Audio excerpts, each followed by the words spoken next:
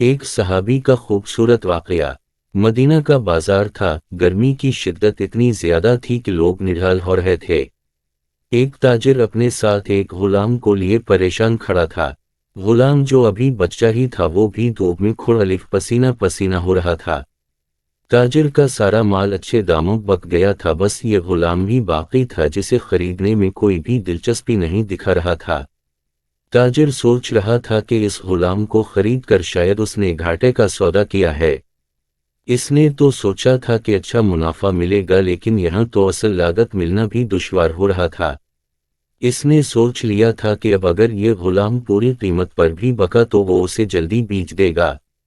مدینہ کی ایک لڑکی کی اس غلام پر نظر پڑی تو اس نے تاجر سے پوچھا کہ یہ غلام کتنے کا بیچو گے؟ تاجر نے کہا کہ میں نے اتنے میں لیا ہے اور اتنے کا ہی دے دوں گا۔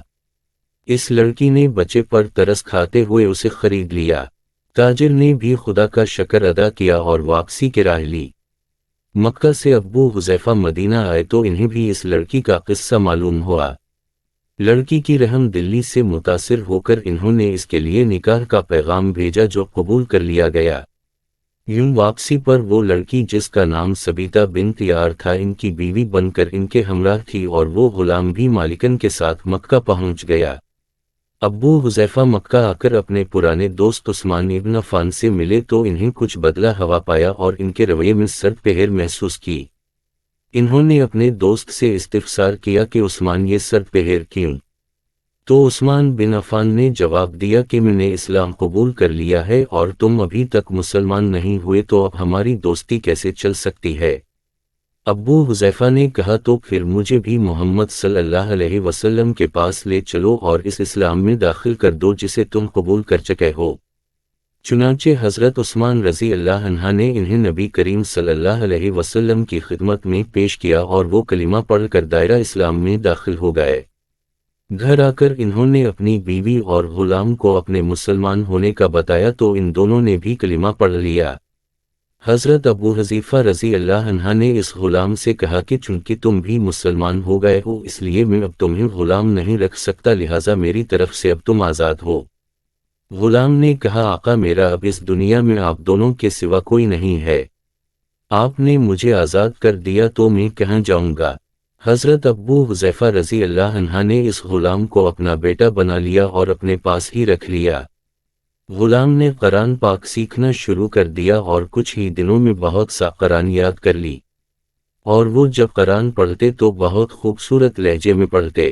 ہجرت کے وقت نبی کریم صلی اللہ علیہ وسلم سے پہلے جن صحابہ نے مدینہ کی طرف ہجرت کی ان میں حضرت عمر رضی اللہ عنہ کے ساتھ حضرت ابو حذیفہ رضی اللہ عنہ اور ان کا یہ پالک بیٹا بھی تھا۔ مدینہ پہنچ کر جب نماز کے لیے امام مقرر کرنے کا وقت آیا تو اس غلام کی خوبصورت تلاوت اور سب سے زیادہ قرآن حفظ ہونے کی وجہ سے انہیں امام چن لیا گیا، اور ان کی امامت میں حضرت عمر رضی اللہ عنہ جیسے جلیل القدر صحابی بھی نماز ادا کرتے تھے۔ مدینہ کے یہودیوں نے جب انہیں امامت کرواتے دیکھا تو حیران ہو گئے کہ یہ وہی غلام ہے جسے کوئی خریدنے کے لیے تیار نہ تھا۔ آج دیکھو کتنی عزت ملی کہ مسلمانوں کا امام بنا ہوا ہے۔ اللہ پاک نے انہیں خوش دل و اسقدر بنایا تھا کہ جب آیات قرآنی تلاوت فرماتے تو لوگوں پر ایک مہویت طاری ہو جاتی اور راہگیر ٹھٹک کر سننے لگتے۔ ایک دفعہ ام المومنین حضرت عائشہ رضی اللہ عنہا کو رسول اللہ محمد صلی اللہ علیہ وسلم کے پاس حاضر ہونے میں دیر ہوئی۔ آپ محمد صلی اللہ علیہ وسلم نے توقف کی وجہ پوچھی تو بولیں کہ ایک قاری تلاوت کر رہا تھا، اس کے سننے میں دیر ہو گئی، اور خوش الحانی کی قدر تعریف کی کہ حضرت محمد صلی اللہ علیہ وسلم خود چادر سنبھالے ہوئے باہر تشریف لے آئے۔ دیکھا تو وہ بیٹھے تلاوت کر رہے ہیں۔ آپ محمد صلی اللہ علیہ وسلم نے خوش ہو کر فرمایا، اللہ پاک کا شکر ہے کہ اس نے تمہارے جیسے شخص کو میری امت میں بنایا۔ کیا آپ جانتے ہیں کہ یہ خوش قسمت صحابی کون تھے؟ ان کا نام حضرت سالم رضی اللہ عنہ تھا، جو سالم مولی ابو حذیفہ رضی اللہ عنہ کے نام سے مشہور تھے۔ انہوں نے جنگ موتا میں جام شہادت نوش کیا۔ اللہ کی کروڑہ رحمتیں ہوں ان پر۔